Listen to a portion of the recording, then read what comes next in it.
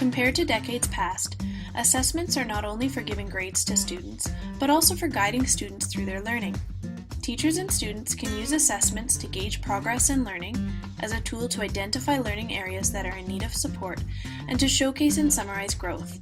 It is critical that any and all assessment tools be developed from clear outcomes. In Alberta, these outcomes come from the Alberta Program of Studies, which tell teachers and students what students are required to learn. Assessments should provide teachers and students with a clear indication of learning progress and achievement. For example, this tool was used to assess kindergarten students' ability to solve problems using measurement. The Alberta Program of Studies explains to teachers and students that the measurement of shapes and objects creates spatial sense, which allows students to make predictions about the results of changing these dimensions and communicate about shapes and objects and to create their own representations.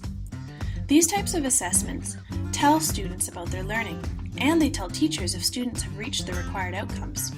But what if a student becomes discouraged with his or her learning, or the student appears to think that he or she just can't learn the material, or the student seems uninterested or unmotivated to learn? A kindergarten student that I've observed since September often says, "I don't know how to do that," or "I can't do it," when completing tasks or approaching new learning outcomes. Some ways that teachers can support these students' self-efficacy is by providing feedback of learning and giving opportunities for expression about learning and offering lessons that build student confidence. Feedback is a powerful tool that can aid students in understanding their own learning. When providing feedback of student learning, a teacher should remember to direct feedback towards the attainment of a goal rather than the student. The teacher should also give time to reflect on learning, promote self-regulation, and be open to discuss feedback with students. Opportunities for student expression also help to build self-efficacy. Alberta Education has a document called Building on Success that provides some worksheets such as Imagine a Great Day at School and Feeling Better, which allow students to express interests and needs to the teacher. Finally, by understanding a student's strengths, a teacher can provide differentiated lessons that highlight these strengths and slowly build a student's self-confidence in his or her own learning. New concepts can slowly be scaffolded upon these small successes. A traditional assessment tool that is used in Alberta is the Provincial Achievement Tests, or PATs. Some may view these tests as a critical assessment tool, where others may view them as an archaic method of assessment. In order to understand why these tests are used, it is important to recognize the benefits and challenges of the PATs. One of the major challenges with the PATs is ensuring that it accurately represents student learning. Issues arise when outside factors such as stress, home issues, or mental health affect a student's results.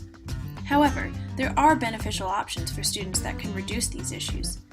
Students may end up writing their test on a computer, be given extra time, or have a scribe or audio feature to support them. Another challenge that comes with PATs is teaching for testing. Teachers and students become solely focused on being ready for a certain test design instead of focusing on learning outcomes set out by Alberta Education. Then again, the aim of PATs is to provide parents, teachers, and students with an accurate representation of learning. The PATs allow teachers to see if they have addressed the outcomes in a way that connects with the students, and students can see if they understood the curriculum that was taught to them. In the end, assessment is all about showing that learning is happening. There are many parts to assessment, but one of the most crucial elements is planning. A teacher cannot effectively assess a student's learning without a clear plan for how, when, and why to assess. An assessment design that supports this planning is the backwards design. This planning method begins with the end in mind. Lessons are created based upon a solid understanding of the learning outcomes, including the big ideas and why these outcomes are important. This beginning step should also include student-friendly outcomes so that students understand what their learning goals are. Then comes the assessment tools, which should be able to accurately measure the outcomes to be learned. And finally, the lesson itself is built upon this foundation. In connection with the other components of assessment, this design method will help me to build a best practice for assessment with my future students.